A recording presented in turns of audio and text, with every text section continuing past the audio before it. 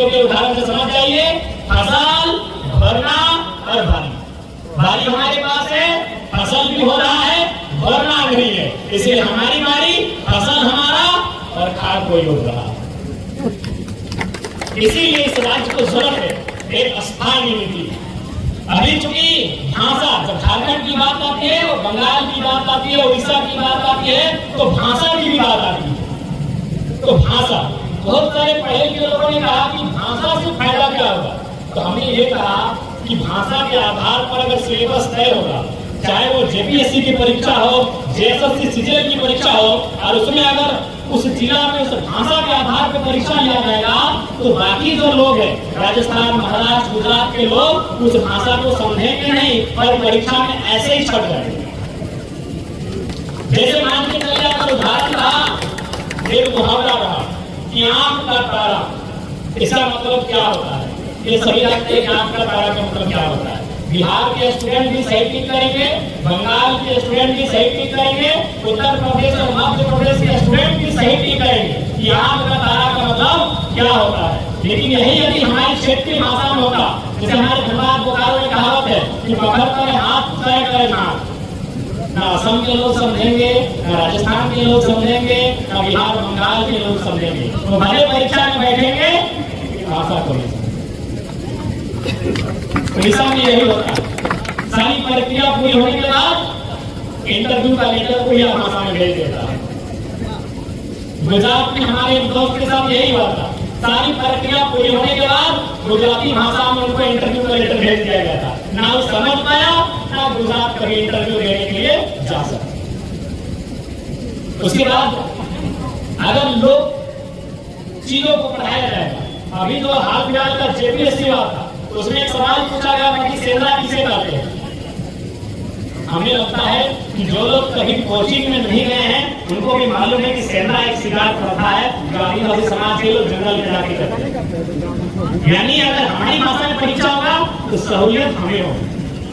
यानी झारखंड को आज अपनी लोकेलिटी के लिए फैक्टर होना होगा, नहीं तो इसी प्रकार हमारे हिस्सों के बाकी लोग दबाव डालेंगे, हमारे अधिकार को लेकर काम करेंगे।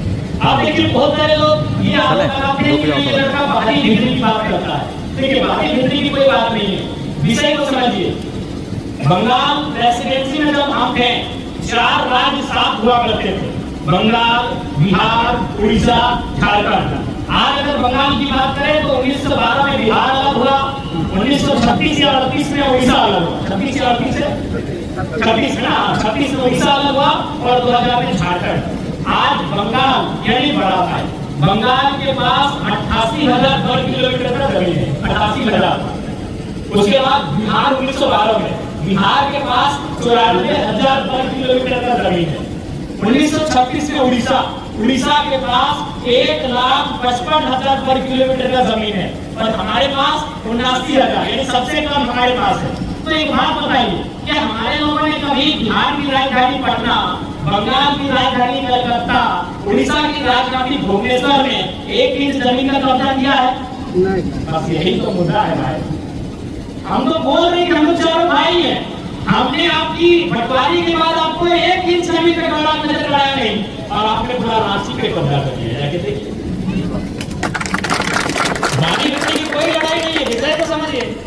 बंटवारा होने के बाद हम कभी बंगाल की सीमा में नहीं गए कि हम आपका छोटा भाई झारखंड है, हमको हिस्सा दीजिए, नहीं। हिस्सा हो चुका है, बंगाल वासियों को मुबारक है।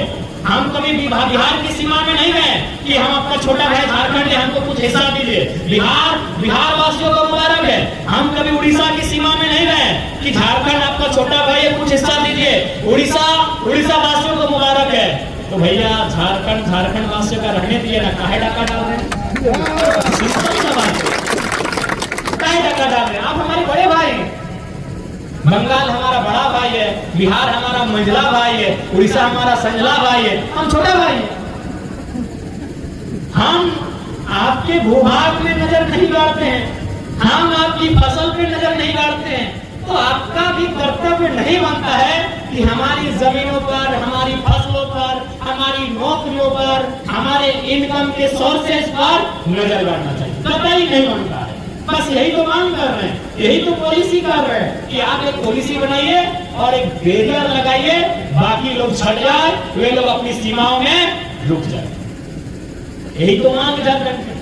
अब आप लोग पढ़े लिखे हैं, सभी लोग पढ़े लिखे हैं, सबके पास अच्छा दिमाग है, आइडिया है कि हमारी मांग गलत है। सिमडेगा वासियों बताइए कि हमारी मांग गलत है। जब झारखंड के लोग बंगाल में दबदबा नहीं रखेंगे, जब झारखंड के लोग बिहार में किसी प्रकार का दबदबा नहीं, जब झारखंड के लोगों का उड़ीसा में दबदबा नहीं, तो बाकी का दबदबा झारखंड में क्यों? क्यों संजय सेठ यहाँ से मंत्री, क्यों समरीलाल राजस्थान का यहाँ से विधायक, क्यों बीडी राम पलामू में बक्सर का सांसद, क्यों धनबाद में पीएम सिंह और राज सिंह का नेतृत्व, क्यों बिरंची नारायण बोकारो से, क्यों बेरनो से अनूप सिंह, क्यों है? क्यों? हमारी लड़ाई कोई गलत नहीं है। हम छोटा भाई हैं, हम अपना हिस्सा जो मिला है उसमें चाह रहे हैं कि जब मेहनत हम कर रहे हैं, फसल हम लगा रहे हैं, फसल को काट हम रहे हैं, तो खाने का काम आप तय कीजिए भाई, खाने का काम आप तय कीजिएगा। फसल हमारी, खेत हमारी, तो निवाला हमारा बनना चाहिए। बस यही लड़ाई है, यही लड़ाई है। नहीं तो आप जाके देख लीजिए कि झारखंड के लोग क्या कर रहे हैं। झारखंड के लोग मजदूरी कर रहे हैं, झारखंड के लोग चपरासी कर रहे हैं, झारखंड के लोग हवलदार जमादार हैं। आप कुछ भाई लोग डीएसपी तक आए, आप कुछ भाई लोग दरोगा एसआई तक आए। नहीं तो झारखंड लोग कहाँ थे? हवलदार जमादार में थे। झारखंड के लोग कंपनियों में, फैक्ट्रियों में जमादार चपरासी पियोन में थे। प्रदेश के लोग ठेकेदार होते हैं, किसको तकलीफ नहीं होगा? आज कोई भी उद्योग रहे तो हमारी जमीनों पे बना है, कोई भी उद्योग रहे, कोई भी कारखाना रहे तो हमारी जमीनों पे बना है। इसलिए हम लोग अगर सत्ता में आते हैं तो सबसे पहले जो जमीन की कानून है इनको मजबूत किया जाएगा और सबसे पहले सीओ को आदेश दिया जाएगा कि आप जनता दरबार लगाइए और जमीन में जो नोटेशन की गड़बड़ी है, 22 की जो गड़बड़ी है, ऑनलाइन जो सबमिट की गड़बड़ी है, उसको त्वरित सुधार किया जाए। क्योंकि सबसे बड़ी संपत्ति जमीन का टुकड़ा है। नौकरी 40 साल, बाप के बाद बेटा नौकरी करेगा, गारंटी नहीं है। बेटा के बाद उसका बेटा नौकरी करेगा, गारंटी नहीं है।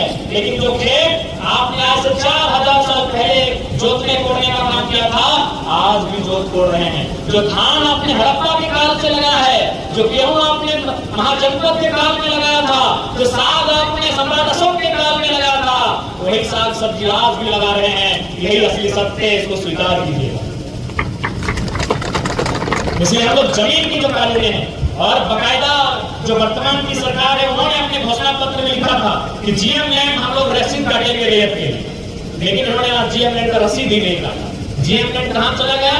सरकार के पास चला गया। अभी क्या करते हैं कि जमीनों को सरकारी खाता में चढ़ा लेते हैं, मंजिल 2 में गड़बड़ी करवा के, ऑनलाइन सर्वे में गड़बड़ी करवा के उन जमीनों का फिर क्या करते हैं, किसी बिल्डर को बेच देते हैं। उदाहरण के लिए टाटा का उदाहरण लीजिए। टाटा पे कोई विधायक सांसद बात नहीं करना चाहता क्योंकि टाटा दुनिया का सबसे धनी लोगों में आता है। ठीक है, उसने विकास का काम किया, अच्छा बात है, लेकिन झारखंड के लिए उसने विकास का काम किया कि नहीं ये समझना होगा। जैसे भी टाटा ने जमीन लिया है 15,000 एकड़, जमीन किसी का है। टाटा का इंडस्ट्री खड़ा है 3 से 4,000 एकड़ में, बाकी 12,000 एकड़ जो बचा हुआ, 11,000 जो बचा हुआ है वो रियल एस्टेट को बेचने के लिए नहीं दिया गया। अगर आप नहीं वहां इंडस्ट्री खड़ा कर पाए तो राज्य सरकार को चाहिए था वो जमीन रैयतों को वापस करना। ये नियम है, ये प्रावधान है, ये